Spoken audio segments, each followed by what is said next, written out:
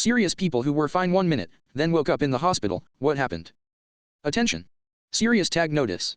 Asterisk jokes, puns, and off-topic comments are not permitted. https://www.reddit.com/r/askreddit/wiki/index number wiki_rule_6- in any comment, parent, or child. Asterisk parent comments that aren't from the target group will be removed, along with their child replies. Asterisk report comments that violate these rules. Posts that have few relevant answers within the first hour, and posts that are not appropriate for the serious tag will be removed. Consider doing an AMA request instead. Thanks for your cooperation and enjoy the discussion. Asterisk I am a bot, and this action was performed automatically.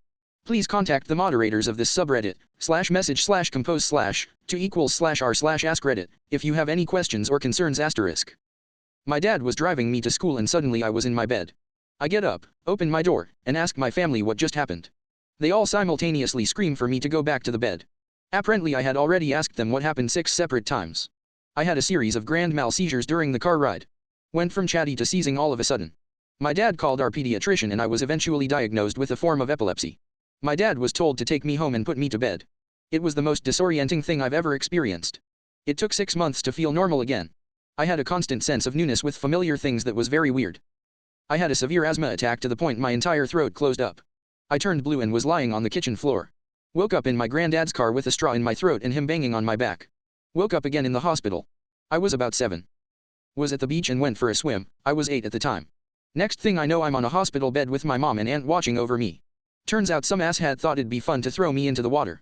Apparently the impact knocked the wind out of me and I almost drowned if it weren't for some other dude seeing me not move. The asshat tried to run away but was arrested. His famiki tried to pay off my mom so she wouldn't press charges, but that kinda becomes moot when police wants your ass. My other relatives though tried to paint me as pussy who was too much of a pussy to learn how to swim. But my other relatives got my back telling them if they'd be any better if they were knocked out and thrown overboard. Was on the way to work on my bike. Last thing I remember is turning out of the driveway. Woke up 5 days later in a neurotrauma unit with 11 broken ribs, a shattered clavicle, a punctured lung, 8 stitches on my foot, 6 behind my ear, and permanent nerve damage. I have no recollection to this day of what happened. From the evidence, I'm pretty sure I was run over. There was also blood on my helmet visor from the wound behind the ear. I've had some parts filled in for me. The first hospital they took me to couldn't give me strong painkillers and risk putting me under because they didn't know what damage my skull had taken. CT scans were required. Took 4 hours for me to get to a hospital with a CT machine. 4 hours with a punctured lung. There's no video of the incident. It happened conveniently in an unsurveilled spot between 2 video cameras. Bystanders were of no help, at least, my brother and dad didn't collect any information from them that they've shared with me. I suspected for some time that my then girlfriend with whom I'd recently broken up had tried to have me taken out. While I was under, she turned up at the hospital and convinced my family that I'd tried to kill myself. In a bike accident. While wearing a helmet. In 6 p.m. rush hour traffic. Half a mile from my apartment. Where my dad was sitting. On the 10th floor. My brother and my dad believe her. They still think I remember exactly what happened but won't tell them because I'm embarrassed to admit I was suicidal. The real irony? I never had suicidal thoughts until after I recovered and realized my own family chooses to believe an outsider over me. They still do. This is what betrayal is. Took years to move past those thoughts. I was eating dinner on Christmas Eve and just woke up on the 26th. I had surgery for Christmas. And pneumonia. When I was 7, my family and I had gone to a museum. For reasons beyond human comprehension, the museum had placed a large metal grate in the middle of a cylinder that went about 15 or so centimeters off the ground. Below the metal grate was a large, steam-emitting machine about 10 meters below.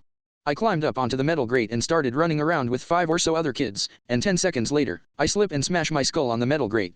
I think I passed out a few seconds later, and woke up in the hospital with a ton of bandages on my head. I had fallen directly onto my temple. For anyone not anatomically aware of what the temple is, it's the weakest area in the skull where 4 different bones connect to each other, and was lucky that I didn't crack my skull open according to my father, anyway. This was about 2 summers ago. My family has a total of 4 horses, only 3 we can ride. Our biggest and oldest horse, Hope, is an ex-race horse. For some time I had been taking lessons on her from my stepmom. Hope was not fully trained and could only be ridden at a walk/trot, she also couldn't steer. Horses don't like wind and it was really windy that day, leaving Hope a bit sensitive. When trying to get her into a trot, my stepmom had a whip and was just shaking it slightly. Hope jumped forward, so I instinctively held on with my legs. Bad idea. This caused her to freak out more. I was pulling back on the reins to try and get her to stop. When she finally came to a very harsh stop I went off backwards, not sure how but I did. Landed right on my head. Hope proceeded to back up and step on my back. I got a concussion, that was it. I could have easily been paralyzed or even killed. I don't remember seeing anything in the hospital but I remember hearing things. The earliest thing I remember seeing was the window at a Walgreens pharmacy. Also, I don't remember most of that day, this is just from what my stepmom told me. I braided my horse's tail, Faith, earlier that day and had no memory. I even remember in the hospital bed my stepmom telling me I did it. I didn't know what day it was or anything. Over time some memory came back from it, like I remember crawling out of the pen while gasping for air. Hope is a sweet horse. I should have been more careful that day. On a business trip in Texas. Me and 2 coworkers were driving to work, I was in the back passenger seat. Woke up in an ambulance. Got hit by a Sprinter van at 50 miles per hour and slammed into a guardrail according to the police report. I don't remember any of it. Broke 7 ribs, collarbone, concussion, and fractured 2 bones in my neck. Took like 7 months to recover, but my neck and shoulder still bother me daily. Someone tossed a rake like a javelin at my face. It impacted right between my eyes and knocked me out cold. I remember that when I was 16, at some point my head started to hurt very badly, everyone closed their eyes and said, "Come on, everything will pass, take a pill, everything will be fine," and at first it helped, but later the head I started to get sick many times stronger, darkening in my eyes and dizziness added to this, it bothered me, but I kept taking pills, but when I fainted for the first time, I told my parents about it, my condition was stable, I stayed at home for a week and then I went to school. I sit in class and I feel a headache, so sharp that I just had time to get up and grab my head. I woke up already in the hospital. As it turned out I had an aneurysm ruptured, but I miraculously survived. The doctors said that there was only one such case a million is real. Now I'm 22, I'm fine, but still sometimes this situation triggers me and I wake up in a cold sweat. My little sister went into DKA, diabetic ketoacidosis, a long time ago now, and in her description it was like blink sleep, like when you go to bed and feel like you've only just blinked and woken up hours later. Except in this case, she fell asleep at home and woke up a week later in the hospital. Passed out from severe dehydration and hit my head hard enough to give me a concussion. 1 minute expediting, next minute hooked up to all sorts of machines. It was extremely disorienting. I was in Lahaina, Maui on the first day of my vacation, finally got to the hotel room after not eating much all day of travel. Was getting ready for some food and the beach. Next thing I know I'm in an ambulance watching the palm trees pass by on my way to Kahului Medical Center. I had passed out in the bathroom and split my head on the counter on the way down. Couldn't go in the ocean the whole trip. Oh, also, I happened to have the accident on the one night someone actually got shot on Maui, so it took all night in the small ER to get tests and stitches because all the doctors were busy. Ironically similar to another comment, I was also riding my bicycle to work when I got hit by a drunk driver going 45 miles per hour head on. I would have been going about 20 miles per hour myself. I have no memory of being hit. I had a lot of injuries being such a traumatic impact.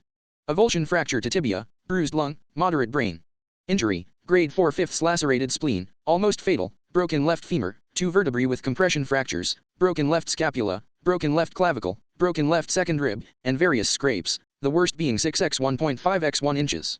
I've mostly recovered, but my left leg can't be walked on really. My left arm will never be what it was, the worst scrape was on top of the shoulder so that muscle is just gone. She was drunk, speeding in the wrong side of the road. She tried claiming my lights were off, but they were still on at the scene.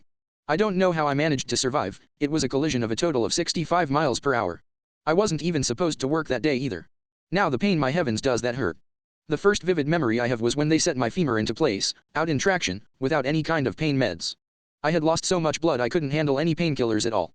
After that, once adrenaline wore off, the pain was excruciating. It felt like I was breaking a new bone with every breath with all the injuries I had. The pharmacy had some issue and I only got an opioid twice in line 4 or 5 hours. They only worked for like 20 to 30 minutes. Never really complained about it, no point, it is what it is. The driver complained about more the first 10 minutes than I have in 10 months. Cussing and screaming at me while I was laying there dying.